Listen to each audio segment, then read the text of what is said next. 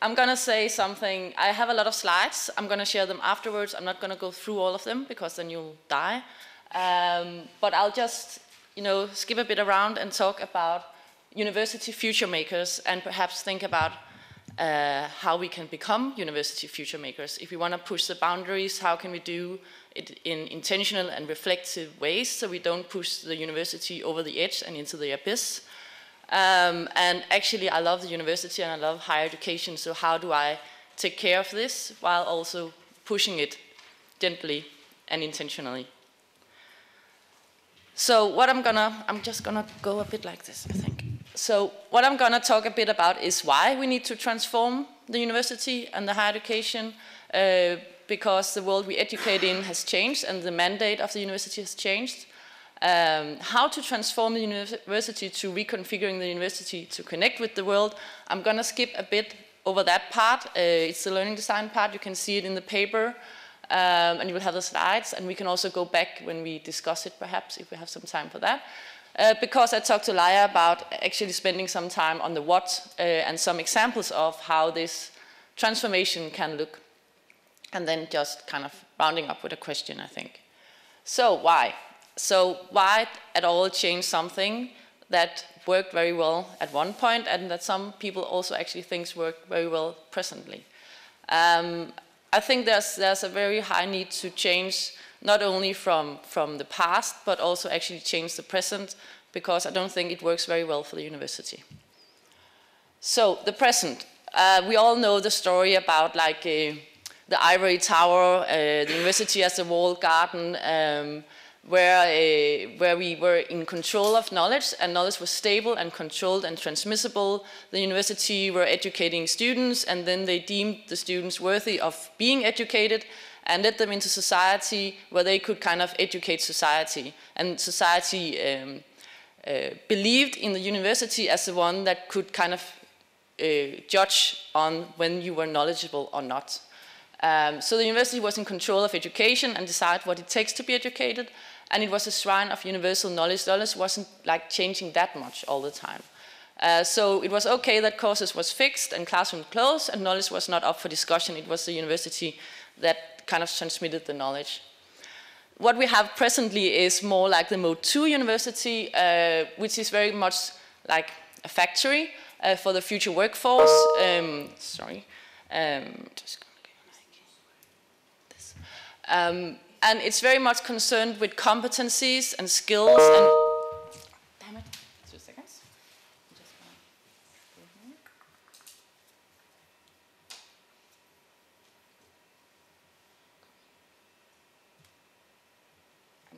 I'm getting way too many emails.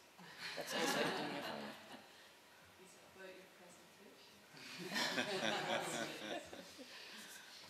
If I can...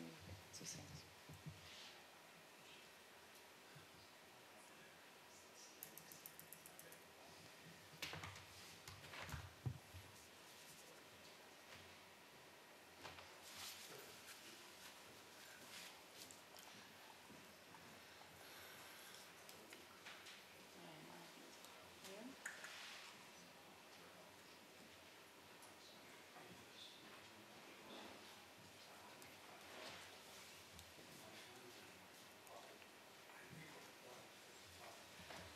Right, okay.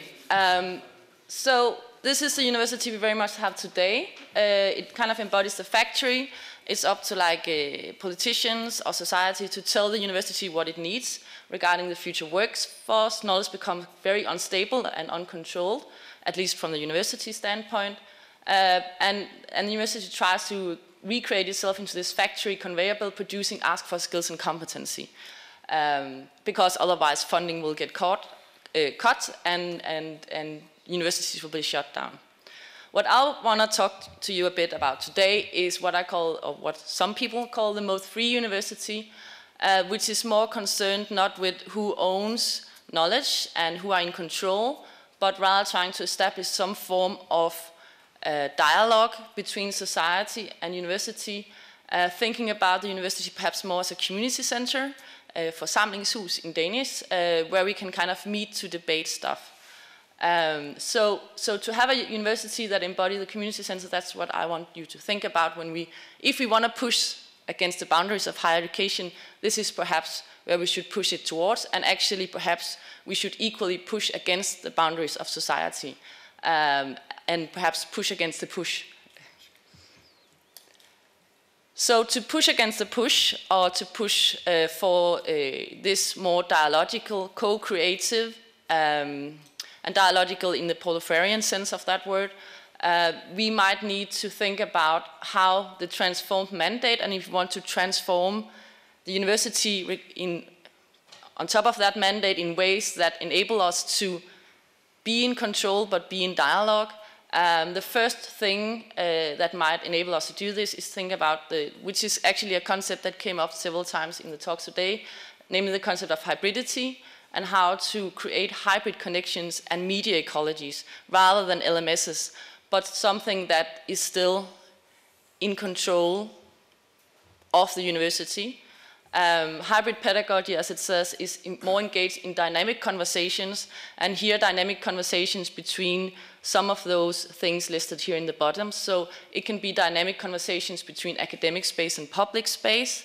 It can be creating dialogue or creating courses as a dialogue between the digital and the analog, or on-learn and on-site learning spaces, screens and rooms, teacher-students, partnerships, thinking and tinkering, and process and product. So it's really about connecting some of those connections to create kind of a hybrid complexity. I'll show some examples of what the hell that means in a little bit.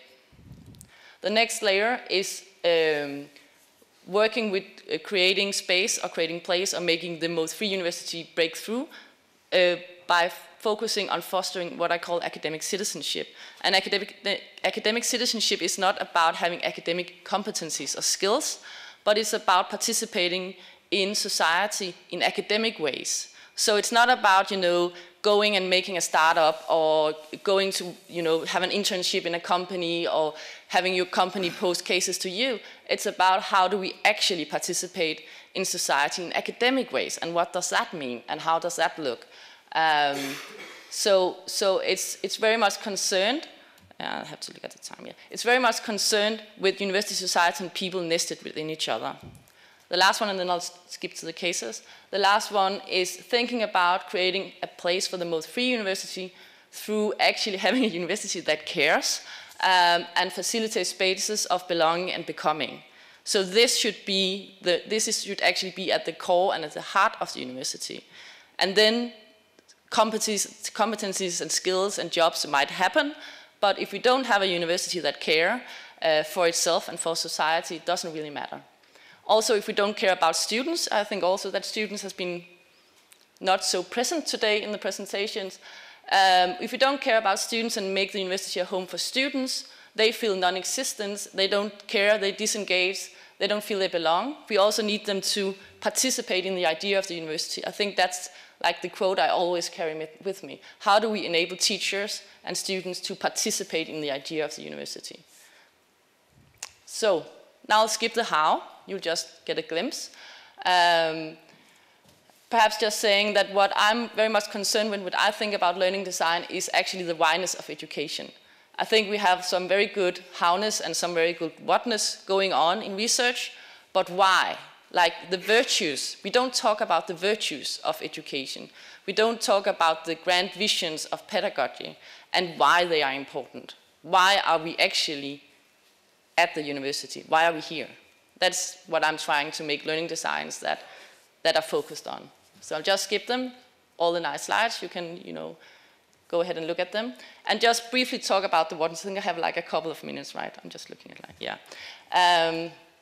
So one example is, there's 3 examples. I don't know if I have time to touch on all of them. One of them is GoIT, Global Online Inter-University Teaching, which is developed between Aarhus University and UCL. Yishai also participated in one of those, actually. And it's students so it's focused on students doing education in and with the world.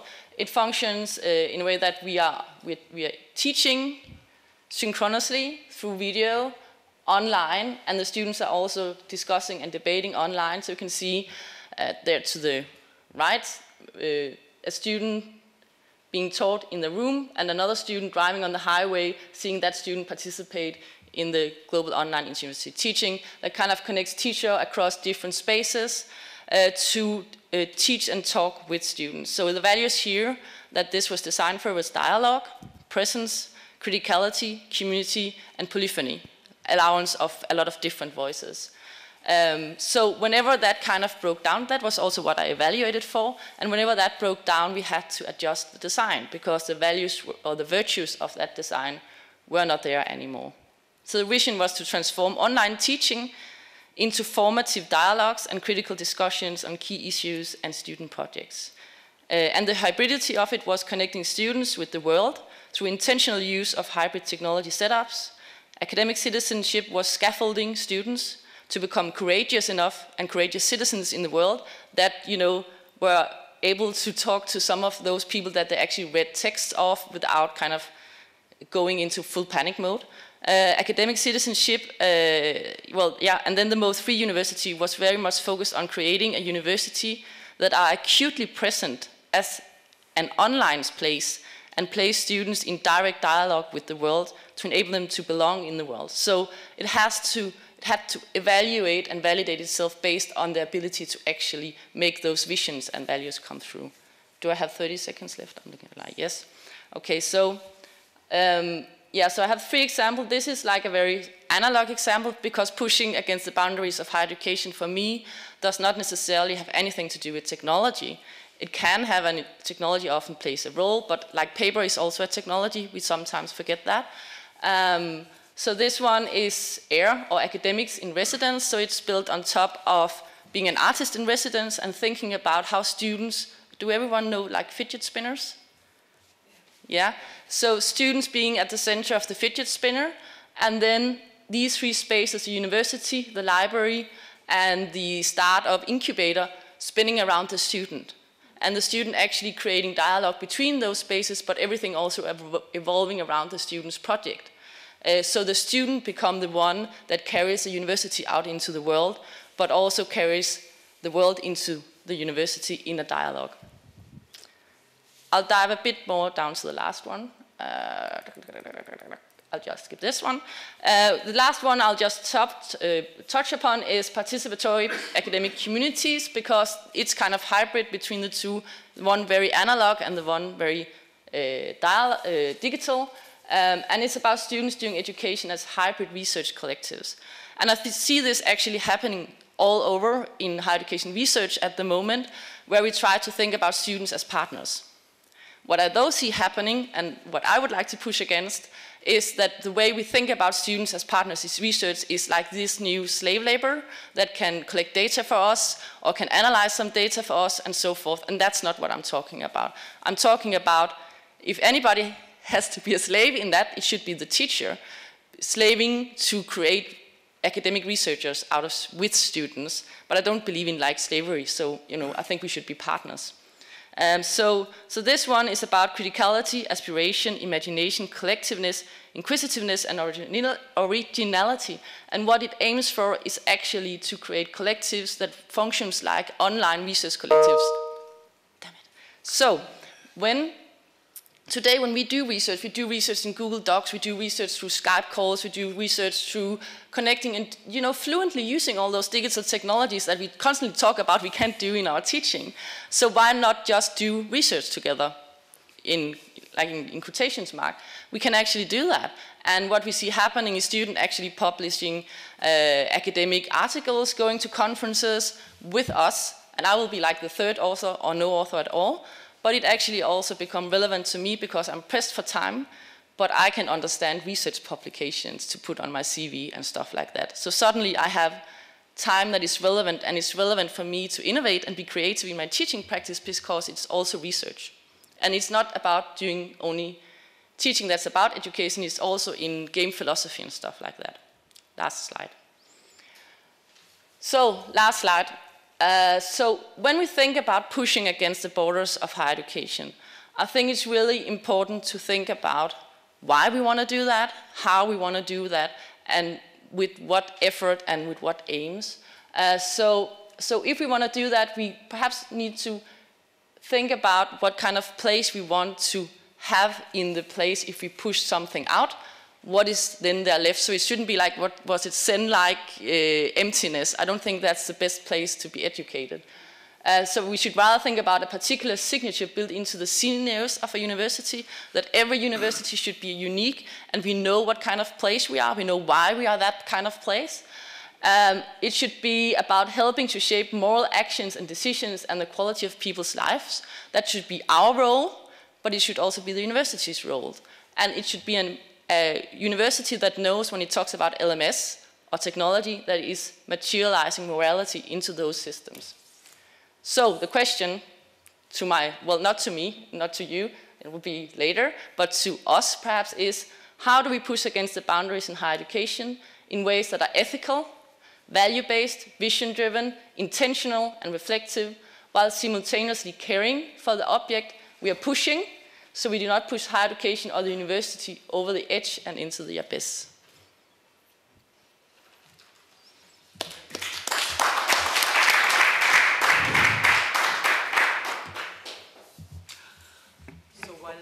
Terry asks question. Maybe you want to sit next to Terry, and I'll switch the computer so that you can use your slide. You can dare. Okay. Well, thank you. It's nice to have a philosophical start and a push away from the technology. I think you'll see in the earlier presentation and mine, I'm pushing back into the technology, so it's a really nice balance. So thank you for that. I wonder, Rikke, if you look at current faculty, a lot of them are in your sort of mode one, where they're discipline defined. They think that that's what an academic does, is work within their discipline and within their boundaries and publish and perish, all the things we've been talking about before. And if you look at a lot of our university boards and presidents and chancellors and governments, they're much more in mode two, produce, what's the return on investment, what patents have you got, all those sorts of things. And it seems like your Model 3 to really unleash this creativity and this integration of society is going to require a massive amount of change, especially on the faculty members' part. And I'm just wondering whether at Aarhus or other places you've seen progress in that, because I think it's the elephant in the room is just the lack of, and Tony said it, we need new reward structures. Or how are we going to actually get things moving in our institutions? Well, I think well, in Danish we have this word called a retard optimist, and I think I'm a retard optimist. It's something we say on the countryside. So I don't think actually, I don't think actually anyone has a problem with the Mode 3 university, which is really interesting, because they really like all the things that comes with it, like contributing to society, but in like balanced ways. You know, faculty can really understand that because they can feel the push from the Mode 2 university, and they know probably that there's no escaping the Mode 2 university unless we come up with something else. We can't like bring up the bridge again. You know, it's broken, it's down. So we need to come up with other ways of surviving, and I think surviving always entails surviving in valuable, virtuous, ethical ways as a university. University is the highest form of education, right? So we need to preserve that. And the ways to preserve that is actually, you know, pushing against the push, but in a certain way that are focused on the dialogue. So when I look at faculties work, so I'm within the humanities, so when I look at faculties work at humanities, they're actually already doing all this. Right. We can't just see it. Many people are making students do project work, or write a blog, or go and talk to project partners, or something like that on a small scale. I think we need to showcase it more as a university. We need to take it more seriously. And we also need to let go of the Mode 2 university as administration and actually fight together, rally around the people that matters at the university, the students and the staff, and acknowledge the fact that we are all human beings at the university. and this is, you know, this is our home. That sounds like a very Danish, humanistic answer, and I thank you for it. It strikes me, though, that that especially when you looked at the instructional design, the learning design that you were promoting, that it requires really a whole quantum leap in engagement of the faculty in teaching and learning, and I have this gut feeling that they're just not going to let go of their publish or perish kind of mentality that's driven them into the profession, and how they see themselves as individuals or as contributors. So publish or perish for me is, as a designer, is a creative constraint that I can work with. So that's, for example, why when I set up my courses as research collectives and create like designs around that and processes for doing that easily, more easily than I'm doing it, and it ends up with like point giving research publications. Okay. That's something I can understand as a normal teacher, right? Yes. That I can actually put some more effort into my teaching, because some of the things coming out of that teaching is like conference presentations or research papers. And then I can publish and not perish, which I like, you know, yeah. Well, that's been one of my mantras too, is to work with faculty, early adopters, and get them into peer-reviewed publications. But I have also been very discouraged by the fact that when a person in engineering goes to promotion hearing with a publication in a peer-reviewed journal in education or the teaching of engineering, as often or not, they'll say, well, why aren't you in the education faculty? This doesn't count here, we're engineers. And so maybe it's a more fertile climate, but it's been discouraging because I've been preaching that for years, and it just hasn't really materialized within the academy. As it seems like if academic freedom would allow you to publish in any domain that you wished.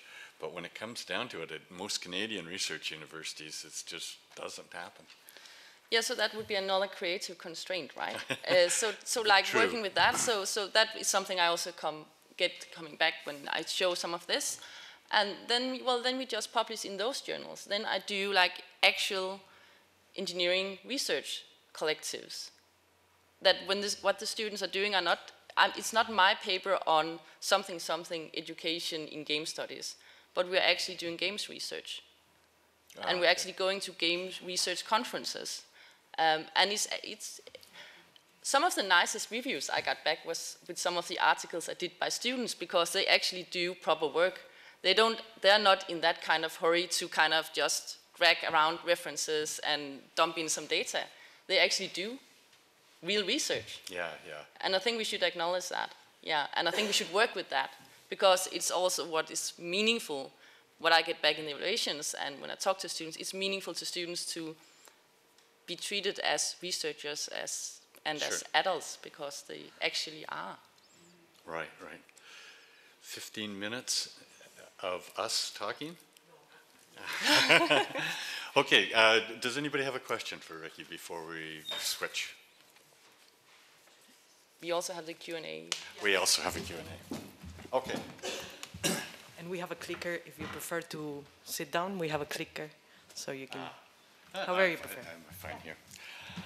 Well, thank you all again and for staying around in this final session, or almost final session. And I'd like to first thank Kasha Bank for paying the bills for this, and for you for inviting me, and also I love the choice of people you've selected, because I've personally gotten to renew friendships with many of them, but also I saw a pledge site on the web that said, I pledge never to speak in a panel session of 2 or more people unless there's at least one woman. And it's nice to see some really intelligent, research-orientated and women on this panel. And also, it's a bit extraordinary that you're willing to put up with 3 Canadians in one presentation, so thank you. What I wanted to talk about was about networks and boundary pushing, and it might be a little presumptuous in where Manuel Castell's home was, to talk about networking and its value, and I also realized that I'm preaching to the confirmed in many cases with this talk. But I just wanted to talk about boundaries in general. Boundaries are very important, both biologically and in terms of cells, and in terms of helping to define us as individuals and organizations. They help to give us a sense of belonging to us versus them. And also safety and security. So when we talk about breaking down boundaries, we have to say, well, what are we losing when we do? And I reminded when I was visiting a university in Turkey, right at the front gate, as the students marched through, or not marched through, they just came to classes, all the headscarves went off of the women as they marched, as they crossed the boundary into the safe space of, not all of the women, but a number of them, because this was a special place, and it was a place that goes back to our medieval history of a university as being a refuge for scholarship. And as soon as we start breaking down the boundaries, we suffer the fact that maybe we're getting rid of some of that safety. And I'll talk about how we've responded to that by building our LMS systems like Alcatraz prisons that are so secure and focused on that security, and with the idea that we're protecting the students, and whether we're protecting the students or the IT department is debatable. But they certainly do have a function, and so the solution that I'm going to propose, and what I've been working on for the last 5 years, is a kind of an aggregated network environment that sits half in and half outside of the secure boundaries. And it's based on networking, and networks stretch, distort, and breach boundaries. They're not very good at sticking within these boundaries, whoever creates them. If you look at the campus boundaries, of course they're geographically defined, but they're temporally defined too, is that even the open distance education institutions around the world, with a couple of exceptions, they all start in September or January. They all go for 3 or 4 months or whatever, and we know that students don't learn at the same pace, both because of their prerequisite knowledge, but also because of the other commitments on their lives. So why do we expect them to all jump along at the same time? And so what we've done with we also have these broader networks at the department and the faculty and the extramural level also supported, but now we have, at least in the distance ed world and even in the campus worlds, we have a whole bunch of new adjuncts, we have non-academic online participants, we have all kinds of mixes, so that we don't really have a coherent campus environment now. We've got some sort of a hybrid, but still we only have a structure that's built as if networks didn't exist. And we also see a looming chasm between academic interests and expertise and the value systems of the social and the economic world. That as mentioned, the type 2 universities that Rikke talked about, with a real focus on job creation and money and profit, is far from the academic standards that originally created the universities. So we need networks, I think, that will span them. And in traditional distance ed, we've got away with the campus boundary geographically, but we've still have the temporal boundaries, and they were almost universally put ourselves behind the barriers of virtual walls in the VLEs, as we heard in the first session this afternoon.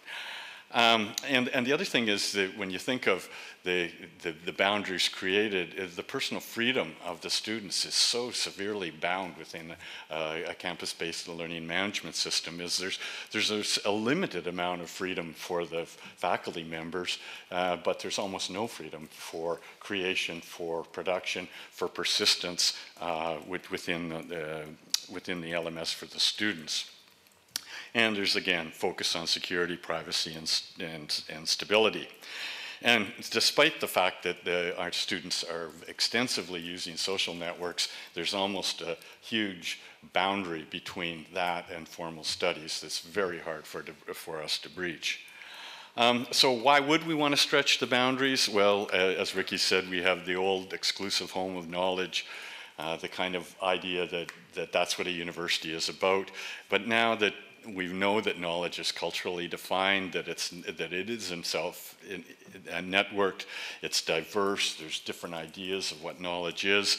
It's not a very compelling vision for the university, and certainly as a for-profit incubator for commerce, a vision, sort of a mode 2, it's also not very attractive to academics or many students. And finally, the networked university, as Rikke said, linking social, knowledge, political, and economic futures, is really a compelling vision that I think can push us forward. So the networked university is a celebration and support of boundary spanning, diverse networks spanning disciplines, getting beyond the academic and the work boundaries, and finally able to hopefully create real connections with the tutors, the part-time teachers, the alumni from our universities, and trying to build this thing so that we're all working in knowledge production and supporting our universities far beyond the traditional boundaries. So how do you get there? Well, one of the things that's required is a high degree of network literacy. And it's amazing that people around this room sort of take it for granted that what an API is, or some of the lingo of that we're just floating around here like nothing. But we tend to forget what a heterogeneous population the world is, and how there's so many people who don't have a network identity, very little network intelligence, and very little network capability. So we can't assume that people have those sorts of strength. And we've also got lots of work on new network pedagogies. Rikke talked about one, but there's lots of options for developing learning designs coming forward that really speak to media fluency and digital tools. So the basic tools on the pedagogical side are there. And this is a document from Mozilla. It talks about web literacy. I quite liked it because it has the 4 levels of those who are exploring, creating, connecting, and protecting. And it goes from beginner to intermediate to senior. And and I know you can't read them, and I'm not going to go through them, but I think it's a powerful way to look at how does your students, where do they come out with, and which kind of digital literacies do they come out with at the end of your course or at the end of your program. And it's also good on a personal level to see where you are and how literate you are, because we probably in this room we all think we're very highly literate, but we might be surprised by looking at people who have gone through and sort of itemized these for us. So I strongly, I really like this report. So how do you push back? Well, what we've done at Athabasca, and this is a YouTube that I think it runs 5 minutes, so I'm not going to run it, but it's done by my friend John Drawn, and it talks about the Athabasca Landing. And it's an ELG-based system that we've been running for the past 6 years. We've had thousands of students run through it, and it has I think, some unique features that sort of combine the simplicity and the ownership while still leaving a boundary that's created. And the boundary is the safety that's provided, because this is not a Facebook system, or it's not owned or it's not manipulated for commercial or political goals. It's owned and run by the university. And so in that sense, it has the safety of a walled garden, but we've specifically built into it many open windows. So a student, when they post something, a picture, when they posting a tweet, whatever kind of social contribution they make, they get to decide at the individual level whether it's going to be only to the group of friends that they've created, or to the class that they're in, or to all students at the university, or only to their teacher, or the whole wide world, including Google search engines. So they're put in control of the freedom and the amount of privacy that they have. And because for some people, being on the open net is an infringement on their right to privacy, and yet for other people, being denied being on the open net is an infringement on their freedom of speech. So there is no solution to that problem that meets all needs, except to give that control back to the users. And each student and faculty member gets the ability to create their own network environment, their own profile. They can form, they have the exact same power as the president of the university. They can form groups, they can start club activities if they wish. They're sort of wide open in what they can do beyond whatever legal constraints might happen. And the third feature is it's persistent, so it's not at the course level. It doesn't disappear even when they graduate. We have at least a moral commitment to have this environment continue. They can export their data if they wish to another environment. And so what we try to do is give them a place that they can put on the training wheels, but they can take them off when they're ready to do so at the same time. And the final, we tried to use some of the power of the of social media for recommendation systems to have like buttons. And it's funny, I was a supervisor on a PhD program, I think it was, from the University of Toronto, where the student had been adding a like button to an LMS.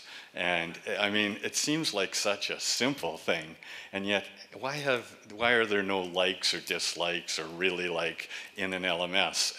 It's almost like a no-brainer, but you can actually get a PhD by studying the results of adding one, but it's amazing that how little innovation has gone into the LMS system all of these years. And so I think that I will just conclude by my usual whine that despite all of the advantages that we believe, especially John Dran as the creators think this system has for students, we have not been able to get it into the mainstream of our university. And this is a university like UOC that's 100% online. And so to give a campus for these students, it seems like